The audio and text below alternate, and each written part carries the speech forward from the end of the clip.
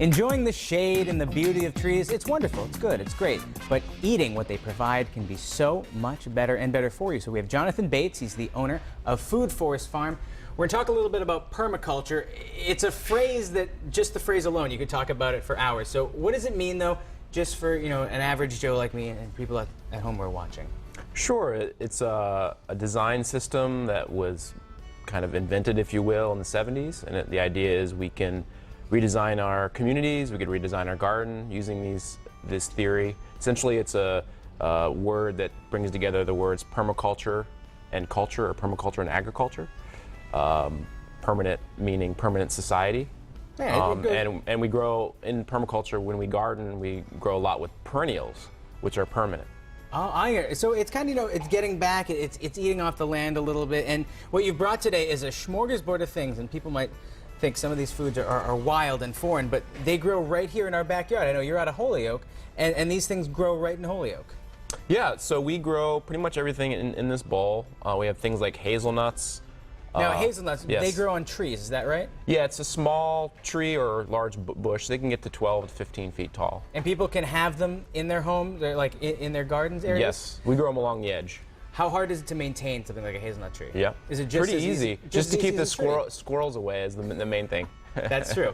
Or harvest them before the squirrels get them. Good idea, yeah. As long as it's because the squirrels love nuts. We all know this. Now, blueberries, they're not on trees, they're in bushes. Yes, and that's a really great example. It's a native fruit that anyone really can be growing in their backyard. You can get low ones, you can get medium, high ones, or tall ones that are up at 8 feet tall.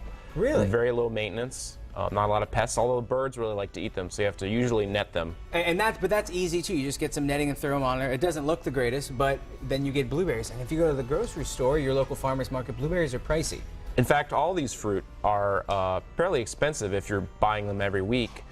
So it's a really great savings for a lot of people to be able to grow these things in your background. You could also get them at local farmers markets and join a community-supported agriculture too. There's so many great ways that you can get local produce here in the Valley. I think we're lucky, worldwide. I think this is one of the high spots for getting good local food. Now we have these berries here. These raspberries? Regular old raspberries, and then this is an improved thornless blackberry. So you usually don't see blackberries this big. Look at that. That's a nice size. Nice sized berry. And these also grow in bushes. Some are even wild around these parts. Yes, in fact, last month or so, we just went through a black raspberry season, and you can find them all over the valley pretty easily. And obviously the apple trees, even though those are a higher degree of difficulty, is that right? Yeah, although we do grow Asian pears. Asian pears? Yes, which look kind of like apples. People call them apple pears a lot.